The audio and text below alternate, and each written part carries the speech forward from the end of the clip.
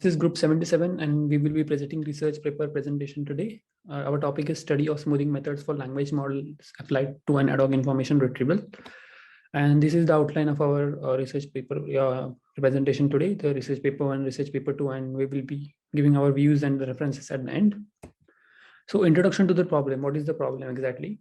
The problem is that a language model smoothing and its impact on the performance. So here we are trying to increase the performance of our model.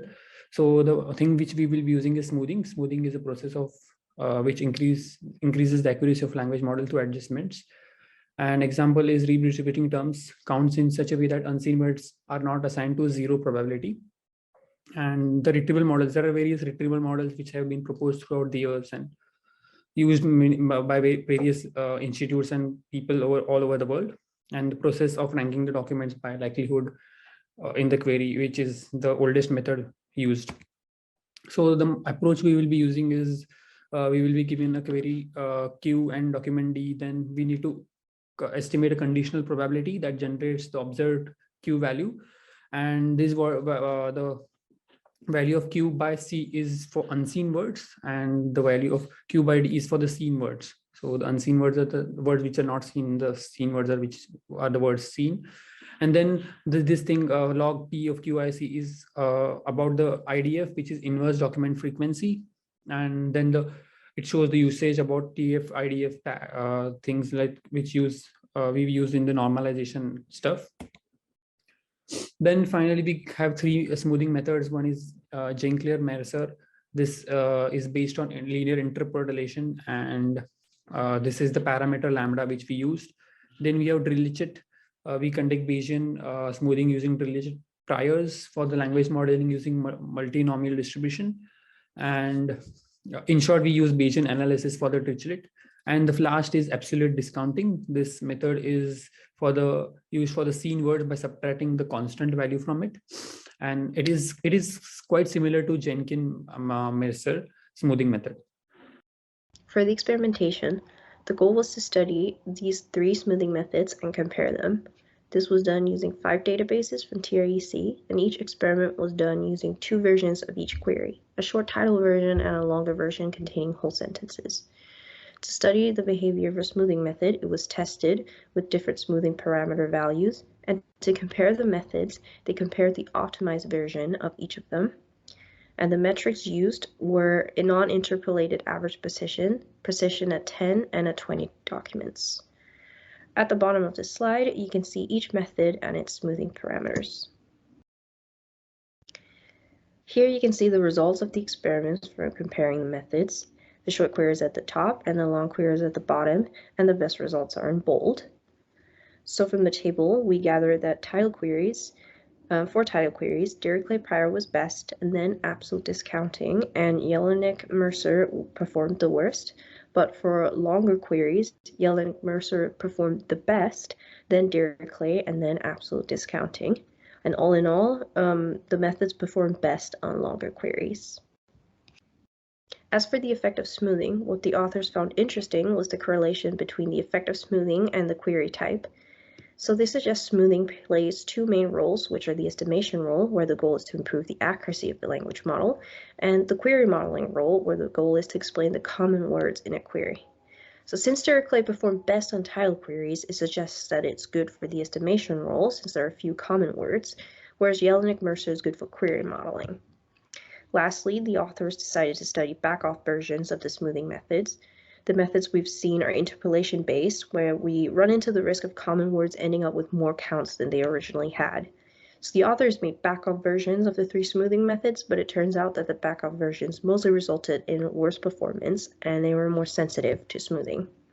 So in conclusion, the retrieval performance turned out to be sensitive to smoothing, and the smoothing parameters, especially for longer queries, the authors differentiated between the estimation role and the query modeling role of smoothing. And Jelinek-Mercer performed best on long queries, whereas Dirichlet-Prior and absolute discounting were best for title queries. The second research paper that we would like to present is called Term-Specific Smoothing for the Language Modeling Approach to Information Retrieval, the Importance of a Query Term. The paper extends the problem of smoothing and query modeling role by introducing the notion of importance of a query term, which is aimed at modeling which query terms are produced from the relevant documents and which are from the irrelevant ones. And this way we can categorize the terms into important and unimportant ones. Moreover, such approach allows us to introduce new aspects such as stop words and mandatory words into our search process. The authors of the paper refer to the query modeling role proposed in the previously discussed study. The steps of derivation of the formula of the model that they present are as follows. Firstly, independence between the query terms is assumed. Then, we introduce variable I, which determines importance of the query. If query is important, then I is set to 1. If it's unimportant, then it's set to 0. Marginalization is done by summing over possible values of I. As the next step, we assume that importance of the query term does not depend on the document model. This is because it's used to encode data about the term that cannot be derived directly from the document or collection statistics. Then, we write full sum over the importance values. Finally, based on the list of presented assumptions, a model is derived. The model involves a separate smoothing parameter lambda I for each query term I. On the figure, we can see the derived model as a Bayesian network. The clear nodes represent hidden unknown variables, which correspond to our importance variable. The shaded nodes represent observed variables, and these are the query terms. A variable that denotes importance of the term can help us distinguish between stop words and mandatory terms. Stop words will be ignored from the query during the search. We denote them by setting lambda to 0.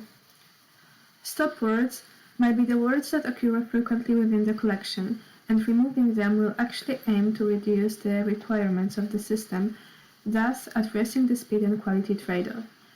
These are also the words that generally hold no meaning and do not improve the searching results. These can be words such as or the. Mandatory terms are the terms that need to be included in the document. If the document does not include the mandatory term, it will not be retrieved.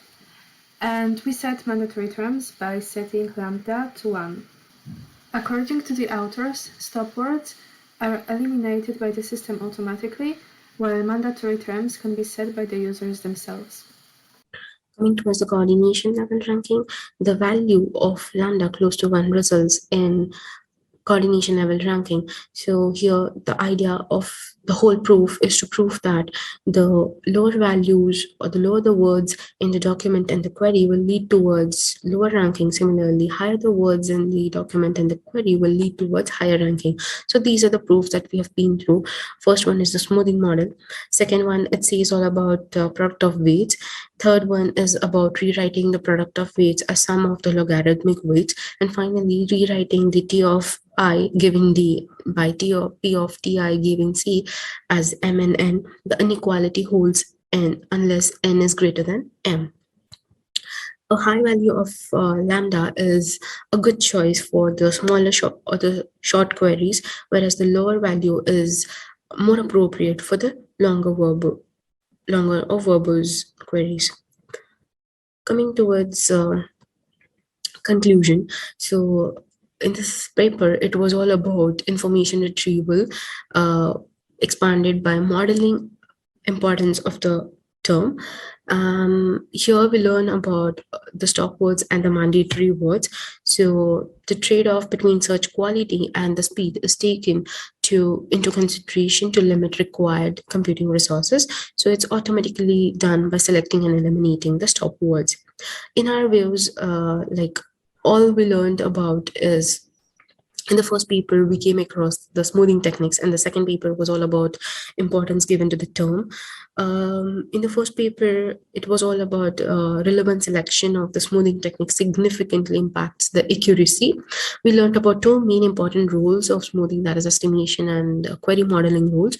And in second, it was the importance was given to the term and categorizing them into important and unimportant ones in an ad hoc manner. So these are the references that we have been through. Thank you for your attention.